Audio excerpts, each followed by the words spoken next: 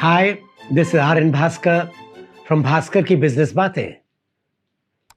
And this time, I'm going to talk to you about the folly of cattle slaughter laws.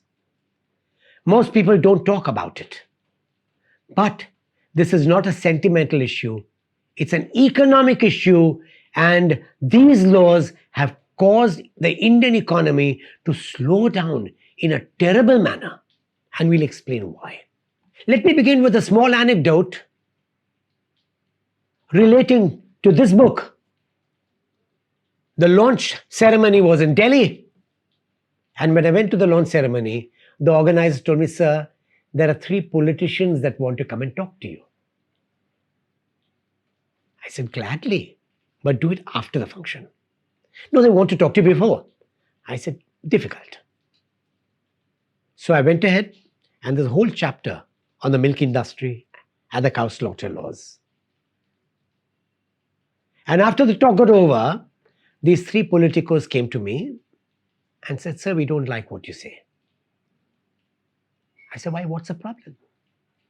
And he said, "Sir," and this conversation was in Hindi, he said, "Sir, गाय अपनी माँ के समान है. The cow is like a mother." I said, "Wait. Let me correct that. I don't buy my mother, but I buy my cow. Wherever there is buying, there must be transactions. You can't ask me to buy a cow and not sell it afterwards." The farmer, when he sold an old cow or an old buffalo, he made 20,000 rupees. He borrowed 20,000 rupees and bought a replacement cow or a replacement buffalo. Now, suddenly, with the 20,000 rupees not coming in, he cannot buy a replacement. His capital has shrunk. His asset base has shrunk. And instead, by compelling him to look after the old cattle, he has additional medical bills, and the old cattle's diseases spread to the young cattle and cause additional expenses. You are ruining the farmer. The 3 politicos were a little confused because they've not expected this kind of attack. I said, "Look, you want that law of cattle slaughter, go ahead with the law, but pay the farmer 20,000, take the cow, take the buffalo."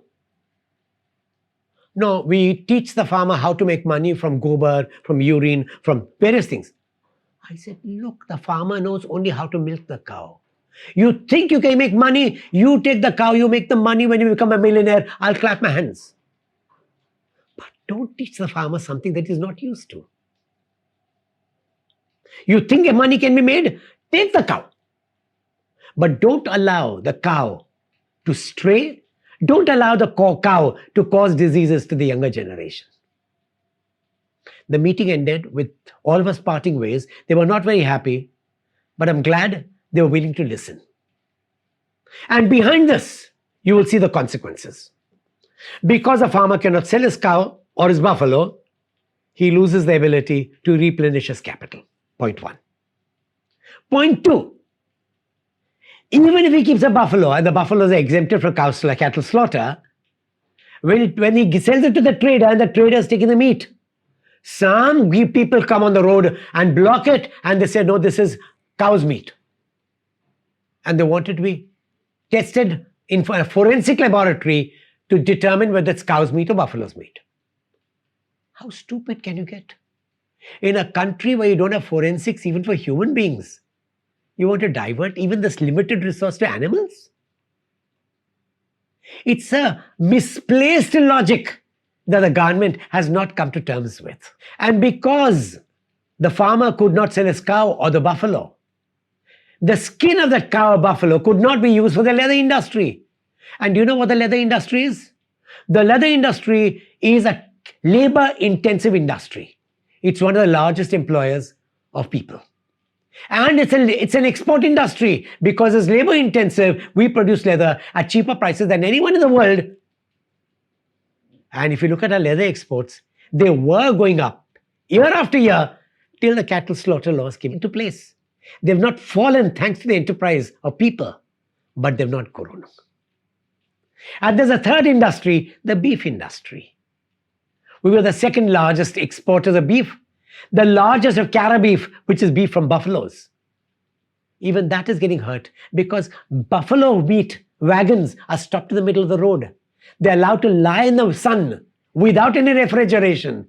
It gets rancid and the trader loses. So you have the farmer losing, you have the industry losing, you have the trader losing. Who benefits? If India wants to benefit, it must make sure that every kind of business thrives. Exports have got affected.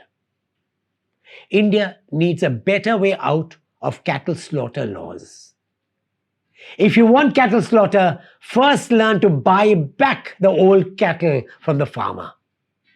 Pushing industries to look after gaushalas is not the answer. It is again spending money on areas that could have been avoided.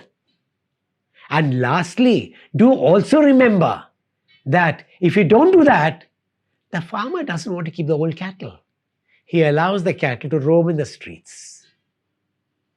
And that roaming of cattle in the streets affects traffic, affects passengers, affects the cattle itself. You have made India a dangerous place for old cattle. So you wanted to prevent the killing, they die in accidents. They die of disease. Don't do that. Be sensible. Have an economic policy instead. Thank you for watching this program. As always, our job is, we believe it's a duty to confront issues that many people don't talk about. Not because of any ideological bias, but because the country needs to be strong. The country needs to be vibrant. And to make a vibrant country, you need vibrant people. And for vibrant people, you need sensible policies. India is great, India is wonderful, but make sure that your policies are equally wonderful. Thank you very much for watching this. And do subscribe to my channel so you can be informed about the next new idea that we will be discussing.